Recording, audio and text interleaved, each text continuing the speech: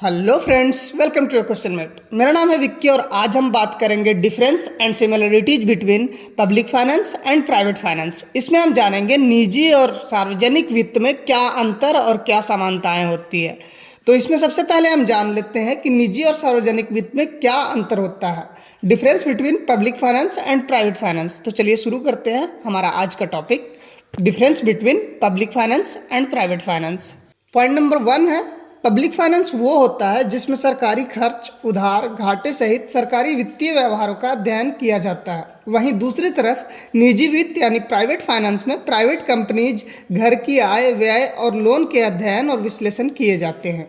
Point number 2 में आता है, पब्लिक फाइनेंस में गवर्नमेंट सबसे पहले होने वाले खर्चों का पता लगाती है और उन्हीं खर्चों के हिसाब से पब्लिक से रेवेन्यू कलेक्ट करती है, जो कि पब्लिक टैक्स इत्यादि से होता है। वहीं दूसरी तरफ निजी वित्त में कोई भी व्यक्ति अपनी इनकम के आधार पर ही अपने खर्चों का अंदाज़ा लगाता है। मतलब ये कि जितना उसका इनकम होता है उसी के हिसाब से वो खर्चों का भी अपना एस्टिमेट बनाता है। पॉइंट नंबर 3 में आता है, पब्लिक फाइनेंस का मुख्य उद्देश्य आम जनता का कल्याण से होता है। वहीं दूसरी तरफ निजी वित्त यानी प्राइवेट फाइनेंस का मुख्य उद्देश्य प्रॉफिट से होता है। मतलब ये कि फाइनेंस को इस तरह से मैनेज करना कि अच्छी खासी प्रॉफिट हो सके। पॉइंट नंबर 4 में आता है, निजी वित्त में व्यक्ति अपनी इनकम का कम से कम भाग खर्च करके ज़्यादा से ज़्यादा बचत करना चाहता है और वो हमेशा यही चाहता है कि वो ज़्यादा से ज़्यादा बचत कर पाए जिससे कि उसका फ्यूचर सिक्योर हो सके। वहीं प्राइवेट फाइनेंस में कभी कभी इकोनॉमिक बैलेंस के लिए, इकोनॉमिक डेवलपमेंट के लिए डिफिसिट बजट की भी तैयारी की जाती है, यानी कि घाटे की बजट भी बनाई जाती है जिससे कि इकोनॉमिक डेवलपमेंट हो सके। इसके लिए सरकार लोन लेती है या फिर ज़्यादा से ज़्यादा पब्लिक से रेवेन्यू कलेक्ट करके और उस डिफिसिट बजट का मैनेजमेंट किया जाता है। पॉइंट नंबर 5 में आता है, निजी वित्त में व्यक्ति का इनकम या एक्सपेंस उसका पर्सनल मामला होता है, इसलिए उनके इनकम या एक्सपेंस का सीक्रेट रखा जा सकता है। वहीं दूसरी तरफ सरकार यानी कि गवर्नमेंट द्वारा सार्वजनिक धन का उपयोग करके पब्लिक के हित में पब्लिक फाइनेंस के लिए यूज किया जाता है, तो ये सीक्रेट नहीं रखा जा सकता क्योंकि ये पब्लिक का पैसा है, पब्लिक के लिए यूज किया जाता है। इसीलिए पब्लिक को ये पता होना चाहिए कि उनका पैसा कहाँ यूज किया जा रहा है, तो इस प्रकार ये सीक्रेट नहीं रखा जा सकता। वहीं प्राइवेट फाइनेंस को सीक्रेट रखा जा सकता है। पॉइंट नंबर 6 में आता है, सार्वजनिक वित्त यानी पब्लिक फाइनेंस गवर्नमेंट के वार्षिक यानी कि एनुअल बजट से रिलेटेड होता है, जो निश्चित होता है।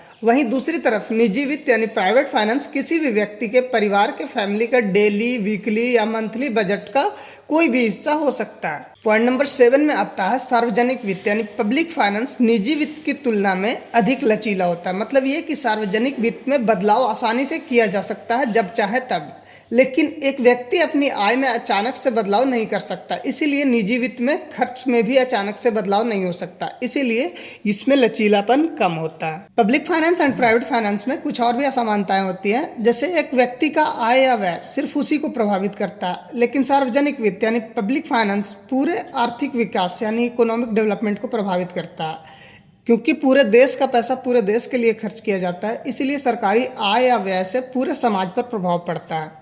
ऐसे ही निजी व्यय का संबंध उसके अपने व्यक्ति के अपने स्वार्थ या आवश्यकताओं को पूरा करना होता है, लेकिन सार्वजनिक आय या व्यय का उद्देश्य पूरे समाज की आवश्यकताओं को पूरा करना होता है। इसी प्रकार निजी वित्त में एक व्यक्ति हमेशा ये ट्राई करता है कि उसका एक्सपेंस उसकी आय से हमेशा कम हो, लेकिन पब्लिक फाइनेंस में ऐसा नहीं होता है। पब्लिक फाइनेंस में कभी कभी एक्सपेंस आय से ज़्यादा भी हो सकता है, इसके लिए सरकार कर्ज भी लेती है। अभी हमने difference between public finance and private finance को डिटेल में समझ लिया। अब हम देखते हैं similarities between public finance and private finance. कुछ समानताएं भी होती है पब्लिक फाइनेंस और प्राइवेट फाइनेंस की।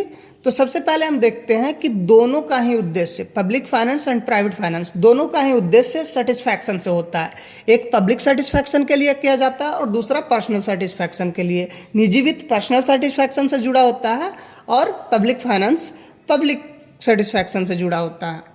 दूसरा देखते हैं, पब्लिक फाइनेंस और प्राइवेट फाइनेंस दोनों ही करंट इनकम और उसके एक्सपेंसेस की तुलना में कम होती है, तो लोन लेना भी जरूरी हो जाता है। और दोनों से खास बात यह है कि व्यक्ति और गवर्नमेंट दोनों को ही लोन रिटर्न करना होता है। किसी से भी कोई भी लोन ले, चाहे वो व्यक्ति खुद के लिए ले या गवर्नमेंट पूरे पब्लिक के लिए ले, दोनों को ही लोन रिटर्न करना कंपलसरी होता है। इस प्रकार से निजी वित्त का संबंध व्यक्तिगत संतुष्टि से होता है, लेकिन सार्वजनिक वित्त का संबंध सामाजिक और सामूहिक आवश्यकताओं की संतुष्टि से होता है। सो फ्रेंड्स, आज हमने निजी वित्त और सार्वजनिक वित्त को डिटेल में समझ लिया है। हमने दोनों के बीच अंतर और सिमिलरिटीज यानी कि असमानताएं, समानताएं सब कुछ समझ लिया है।